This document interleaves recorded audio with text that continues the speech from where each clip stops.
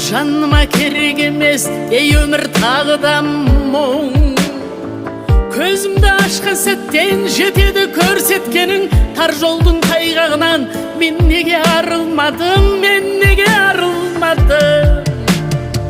Жүректі толған бар қайғым, мұңымды жасыра алмаймын.